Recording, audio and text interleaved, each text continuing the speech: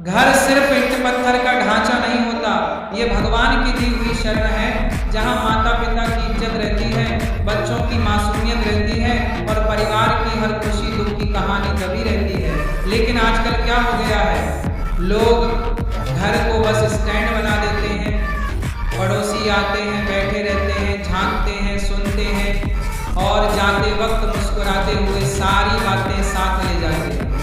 पड़ोसी की नज़दीकी से ज़्यादा उसकी नज़र खतरनाक होती है। घर जितना खुला उतना राज खुले, और राज खुले तो बात बनी गपशप। लोग सोचते हैं पड़ोसी परिवार जैसे होते हैं, पर परिवार वह है जो गिरते वक्त संभाले। पड़ोसी कई बार गिरते हुए देखकर और धक्का देते हैं। जब उन्हें बार बार घर में बुलाएंगे तो वे आपके घर की कमजोरियां, हालात, पैसों की चर्चा सब नोट कर लेते हैं। वही बातें फिर मोहल्ले में चर्चा बनकर फैलती हैं।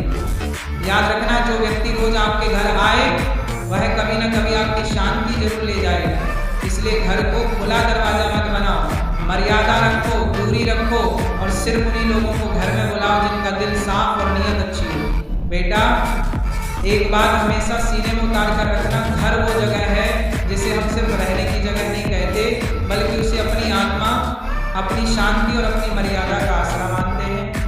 घर ईश्वर का दिया हुआ एक छोटा सा मंदिर है। यहाँ माँ बाप का आशीर्वाद बसता है, बच्चों की किलकारियाँ गूंजती हैं, घर की दीवारें हमारी खुशियों और दुखों की गवाही देती हैं। लेकिन आज की दुनिया में लोग इस पवित्र जगह की कद्र भूलते जा रहे हैं। घर को वो बस स्टैंड जैसा बना देते हैं, जहाँ जिसने चाहे आ गया, बैठ गया, चाय पी ली, गप्पे मार ली, झांका भी और सुना भी, और जाते वक्त हंसते हुए वो बातें बाहर ले जाते हैं जो आपके ही घर की कमजोरी बन जाती हैं। हर आने जाने वाला अपना नहीं होता, बार बार आने वाला मेहमान उतनी इज्जत नहीं छोड़कर जाता जितनी वह घर की बातें उठा ले जाता है।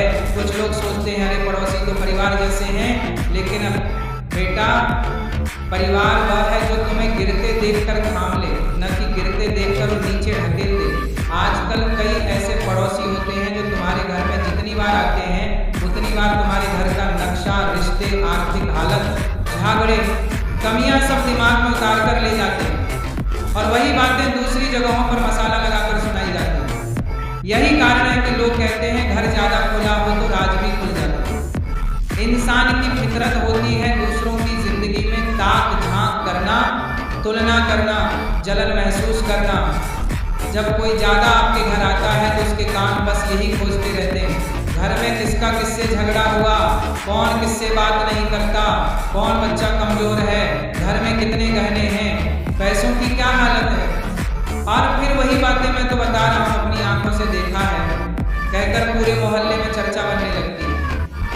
कभी किसी संत ने कहा था, जो बार बार तुम्हारे घर आएगा वो एक दिन तुम्हारी शांति जरूर लेकर जाएगा। पड़ोसी अच्छा होना वरदान है, लेकिन पड़ोसी को घर की दहलीज पर खड़े रहने दो, उसे सिर पर मत बैठा लो। घर की दहलीज पार कराना किसी के अंदर आपकी निजी दुनिया खोल देना है, और हर कोई आपकी निजी दुनिया देखने लायक नहीं होता। जहाँ बेटियां होती हैं वहाँ मर्यादा स्वाभाविक रूप से ज्यादा रखनी चाहिए।